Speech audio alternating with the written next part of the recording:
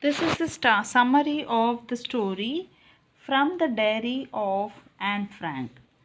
Anne Frank is a Jewish girl who was in hiding at the times of the Jews being persecuted by the Nazis, and she was the first one to write the diary.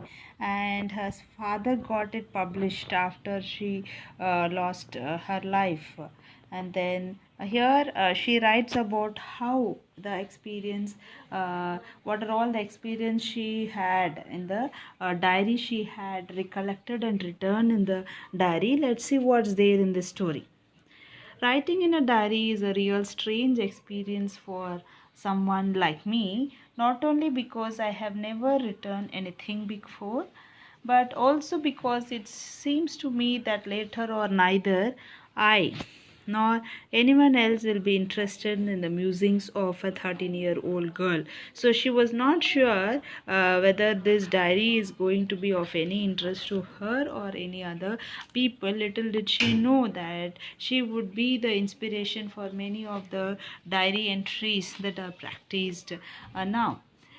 And then she says that the paper has more patience because it can hear whatever we blabber, whatever we say. The diary keeps on listening without hesitating, so she feels extremely comfortable to express herself to the diary. And then she says that she is completely alone in the world. No one will believe that a 13-year-old girl is completely alone in the world. And again she feels that she is not alone. She has her loving parents and 16-year-old sister and many people who were all in the hiding in her father's office, afraid of this, the people who were persecuting the Jews. So, she to enhance the image of this long awaited friend in my imagination, I don't want to jot down the facts in this diary. Generally, people write the facts in the diary, that is, they tell about the chronology or the accounts that they maintain in the diary, but she doesn't want it to be full of facts. She wanted it to be full of expressions and emotions. So, she would like to call her diary as Kitty, so that she would like it to be very friendly.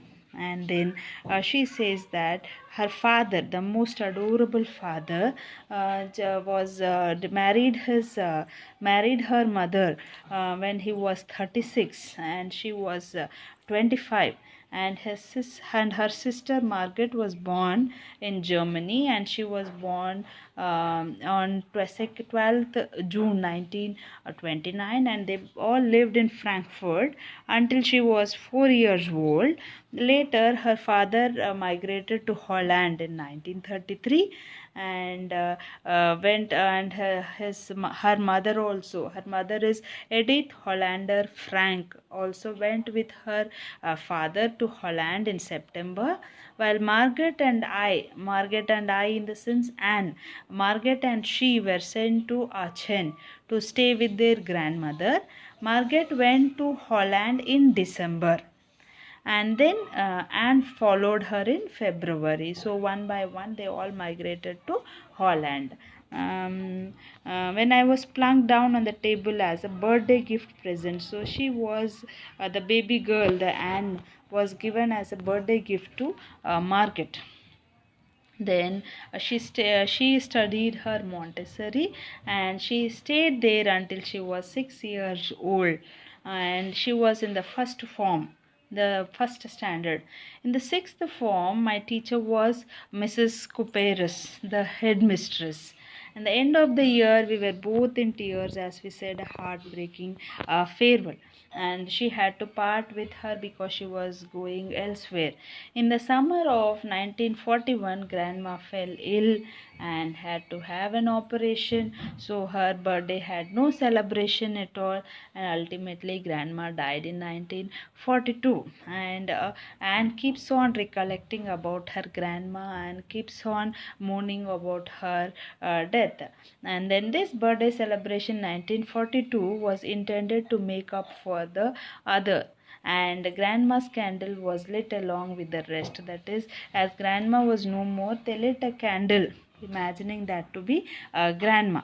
And four of us are still doing well. And that brings me to the present date, 20th June 1942. Now this is 20th June 1942. This is the day of her diary entry. The whole class is quacking in its boots. That reason is the meeting which the teachers are going to tell who is passed and who has failed in the exam. Teachers are unpredictable. We don't know what's going to happen. So they were all very eager to know whether they had passed that grade or they had failed in this grade. And she is not so worried about her girlfriends and herself. They'll all make it. The only subject that Anne was not sure is mathematics, and all she can do is she can just wait for the result. And she could get along with all the teachers. And the Mr. Keesing, the old Foj who teaches maths, was annoyed with her for ages because she talked so much. She was a chatterbox. She used to keep on talking, and the sir liked her, did not like her. So he was very much annoyed of her. And after several warnings, though he kept on asking her to be silent, she never remained silent. So he gave her extra homework to write an essay on the subject, a chatterbox. And she wrote a letter, wrote an essay on it. And then about the essay caught my eye, and she started writing about it. And she wrote 3 pages and was satisfied. And in that essay she argued that talking is a student's trait and that she would do her best to keep it under control. That she felt that she could not keep up her promise. She could not be quiet even though she got that punishment. And he assigned a second essay when she was more talkative. And this essay topic he gave us, an incorrigible chatterbox. Incorrigible means which cannot be corrected. So now he wanted to feel her, make her feel extremely let down. He wanted her to regret for talking in the class, but that did not happen. And she went on, and during the third class he had enough. And now she had written on that also, no change in Anne Frank. She kept on talking. So he gave her the third topic, that is Anne Frank. That is, quack, quack, quack, said Mistress Chatbox. This is the punishment. He felt that at least this punishment would reform her, make her sit silent in the class. And everyone started laughing with that topic because it was so funny. Quack, quack, quack, said Mistress Chatbox. Even Anne Frank could not control her laughter. And now she felt that she has to do something about it, and that should be something original. So she took the help of her friend San, who was good at poetry. And she started writing the poem, and it was a very beautiful poem. It was about a mother duck and a father swan with 3 baby ducklings who were bitten to death by the father because they quacked too much. Actually, here she wanted to convey the message that how much it is natural for a duckling to quack all the time, so is it natural for the student to talk all the time, because it is a part of their life. They cannot keep quiet at all. It's not their quality at all. Children are made, or children, it's a natural phenomena for children to talk in the class. And this father swan implies Mr. Keesing, who is trying to choke her, trying to make her silent, taking away her freedom of talking. That is how she had written the poem.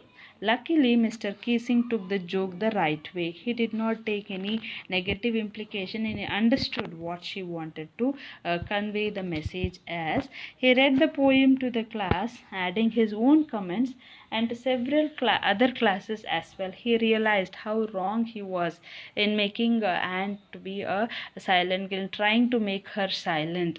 And since then, I have been allowed to talk and haven't been assigned any extra work.